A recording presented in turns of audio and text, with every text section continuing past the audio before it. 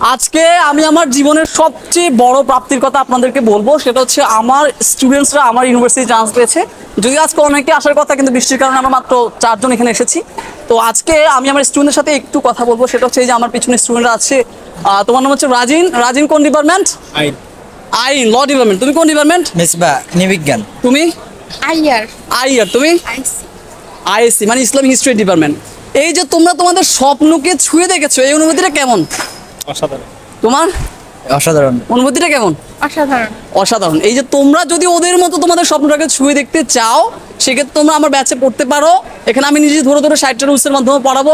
মিসবা, তুমি বল স্পেশালি আমার 60টা রুলস সম্পর্কে তোমার এই যে তোমার যে মোটিভ, মানে তুমি এই সম্পর্কে কি বলবো আমার 60টা রুলস সম্পর্কে? অ্যাডমিশনে গাইডটা অনেক বেশি প্রয়োজন, এই জন্য ভাইয়া যেটা চ্যাপ্টার রুলসে পড়াই খুব সহজে অ্যাডমিশনটা পার করা যায় এতে। আনিশা, তুমি বলো, তুমি তোমার কাছে পড়েছো, তুমি বলো তোমার 60টা রুলসের অভিজ্ঞতা কেমন, বলো। হ্যাঁ, এটা গাইডলাইনের জন্য গাইডলাইনটা বেশি দরকার হয়, তো সেই ক্ষেত্রে এটা এনাফ চলবে। ঠিক আছে। রাজিন, তুমি জুনিয়র যারা আমার কাছে পড়ছে, আমার স্টুডেন্ট, তুমি তো ল ডিপার্টমেন্টে পড়ছো টপ করে, তাদের প্রতি তোমার কি পরামর্শ থাকবে? আমার পরামর্শ হচ্ছে এটাই যে এই 60টা রুলস যদি ঠিকভাবে আয়ত্ত করতে পারে এবং ভালোভাবে রপ্ত করতে পারে, তাহলে ইনশাল্লাহ আমাদের মতো সেও আসতে পারবে, আমি বিশ্বাস রাখি। তো তোমাদের প্রত্যেকের জন্য আমার স্টুডেন্টদের অনেক অনেক দোয়া থাকলো। আশা করি আগামী বছর তোমরাও টপ করে সবাই জগন্নাথ বিশ্ববিদ্যালয়ে আসবা। ইনশাল্লাহ তোমাদের সাথে দেখা হচ্ছে। শুধু একটু টেকনিক্যালি পড়াশোনা করো।